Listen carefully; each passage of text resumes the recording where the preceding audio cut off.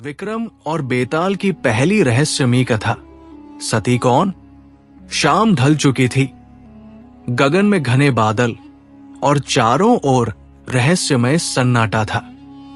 वृक्ष ऐसे खड़े थे जैसे किसी रहस्य को छिपाए हों। श्मशान भूमि में जले हुए लकड़ियों की गंध हवा में तैर रही थी। चारों ओर चीलों की चीखें और टिमटिमाती अग्नियां थी। सम्राट विक्रमादित्य, दृढ़ निश्चयी, तेजस्वी और अपराजेय योद्धा, अपनी तलवार कमर में बांधे श्मशान की ओर बढ़ रहे थे। उनके उद्देश्य का एक ही लक्ष्य था, बेताल को पकड़ना, जो एक शव में निवास करता था और हर बार प्रश्न पूछकर विक्रम की परीक्षा लेता था। जैसे ही विक्रम ने उस शव को अपने कंधे पर उठाया, एक पुराने मंदिर में वास करने वाला भूत बेताल पुनः जाग उठा। उसकी आंखें चमकती हुई और उसके बाल हवा में खड़े हुए। हवा में उसकी आवाज गूंजी जैसे वो किसी को बुला रहा हो। मंदिर की दीवारों पर गहरे रंग की परछाइयां पड़ रही है और मंदिर के पास एक पेड़ की शाखाएं तेज हवा में हिल रही है।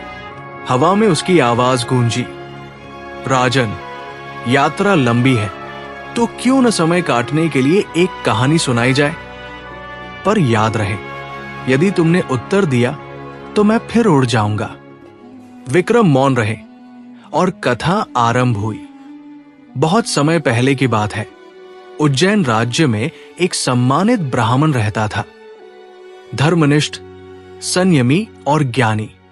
उसकी एकमात्र संतान थी माधवी, जो जितनी सुंदर थी उतनी ही विदुषी और संस्कारी। जब माधवी विवाह योग्य हुई, उसके पिता ने एक योग्य ब्राह्मण युवक श्रीधर से उसका विवाह कर दिया।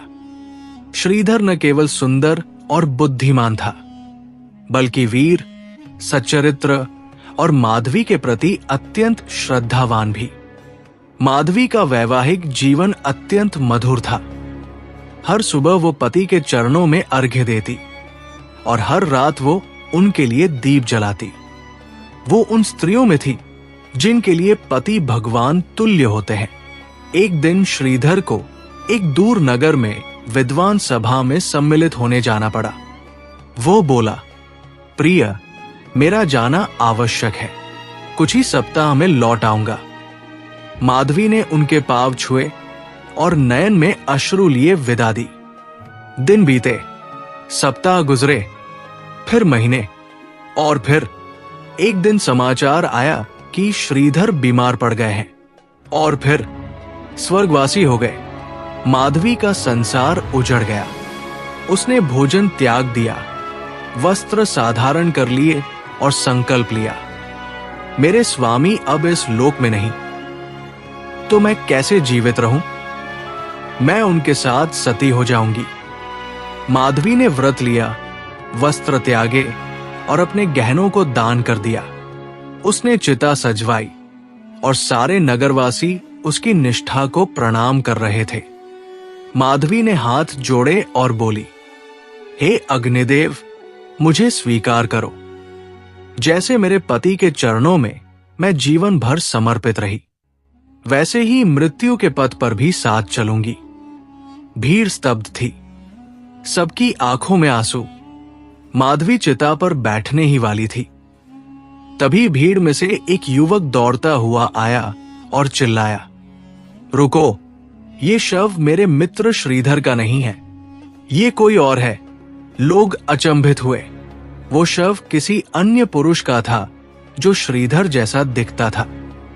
तभी कुछ ही समय बाद स्वयं श्रीधर वहां आ पहुंचे, जीवित और स्वस्थ। उन्होंने बताया कि वे बीमार जरूर पड़े थे, पर अब पूरी तरह ठीक है। अब सब कुछ स्पष्ट हो गया। शव की पहचान में गलती हुई थी। माधवी, जो सती होने जा रही थी, वास्तव में अपने जीवित पति की मृत्यु के भ्रम में ऐसा कर रही थी। अब बेताल ने प्रश्न उठाया, राजन, बताओ, तीनों में से सत्य व सती कौन है? एक, वो जो शव को श्रीधर समझकर लेकर आया। 2, वो जो सच्चाई बताने दौड़ा। 3 या माधवी, जो पति की मृत्यु के भ्रम में ही प्राण त्यागने जा रही थी। विक्रमादित्य का उत्तर। सम्राट विक्रम बोले, हे बेताल, तीनों ने जो किया वो अपनी समझ और निष्ठा से किया, पर जो माधवी ने किया वो न केवल अज्ञान में था, बल्कि संपूर्ण भक्ति, त्याग और नारी धर्म का उदाहरण था।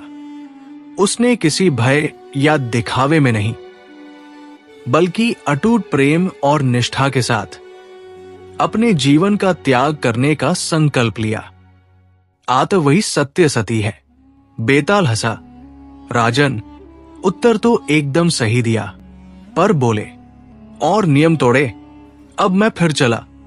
और बेताल फिर उड़कर श्मशान की उसी पेड़ पर जा लटका। कहानी का संदेश। सतीत्व का मूल्य भावनाओं में निष्ठा से है, न कि बाहरी कर्मकांड से। नारी शक्ति सिर्फ सौंदर्य में नहीं, त्याग में भी परम है, और विवेक ही धर्म का असली आधार होता है। अगर आप चाहे तो मैं दूसरी बेताल कहानी, राजा व अमात्य की पुत्रियों का विवाह किससे हो, को भी इसी प्रकार विस्तार से लिख दूं। क्या अगली कहानी सुननी है? अगर आपको ये प्रेरणादायक कथा पसंद आई हो तो लाइक करें। अगर आपको सम्राट विक्रमादित्य और बेताल की ये कथा दिल को छू गई हो, कमेंट करें जय श्री कृष्ण लिखकर अपने आशीर्वाद और भाव प्रकट करें।